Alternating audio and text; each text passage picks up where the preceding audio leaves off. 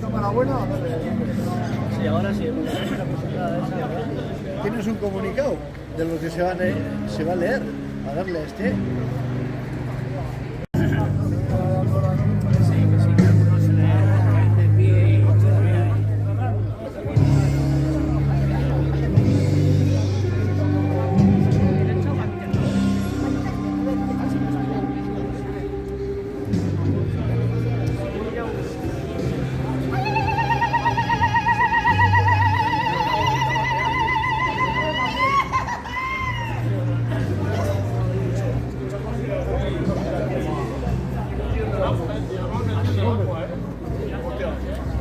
Que forman parte del denominado escudo social.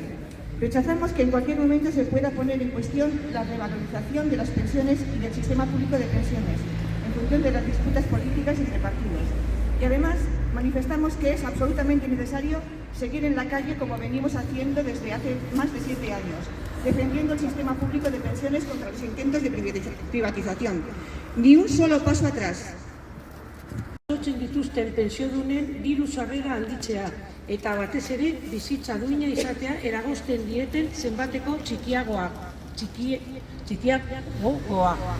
Orain arte mugimendu pentsiodunaren eskaera garrantzitsuenetako bat izan da.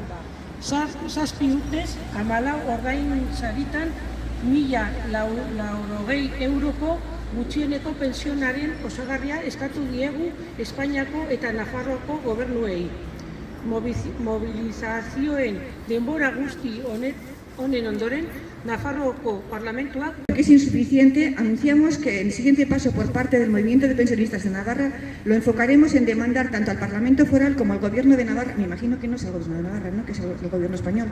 No, al de Navarra, vale.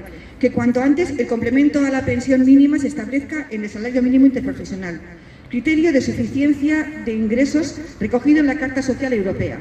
La cuantía actual de 1.035 en 14 pagas queda muy lejos de la suficiencia económica necesaria para una parte importante de las personas pensionistas que dependen exclusivamente de sus pensiones.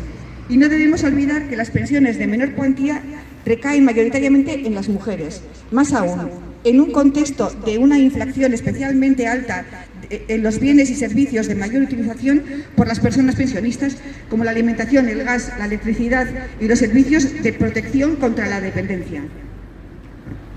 Era berean, eskatzen dugu osagarria pentsiodun bakoitzari zuzenean eta ez bizikidetza unitateari.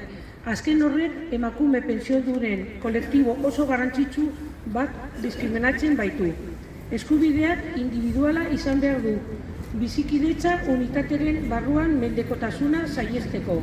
Eta nola ez, gutxieneko pensionaren osagarria hori kotizazio gabekoa pensioak kobratzen dituzten pertsonarengana ere iritsi behar da. Eta ofizioz aplika dadila. Izan ere, praktikan ikusten dugu laguntzaz. Kasu askotan ez zaizkiela iristen behar dutenei. Ez jakintsuagatik, bitartekorik ezagatik edo izapide nekagarriengatik.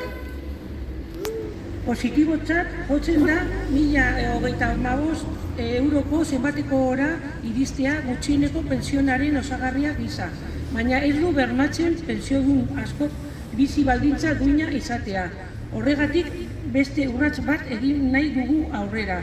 Eta gaurtik aurrera gutxieneko pentsioa, gutxieneko soldataren berdina izatea defendatuko dugu.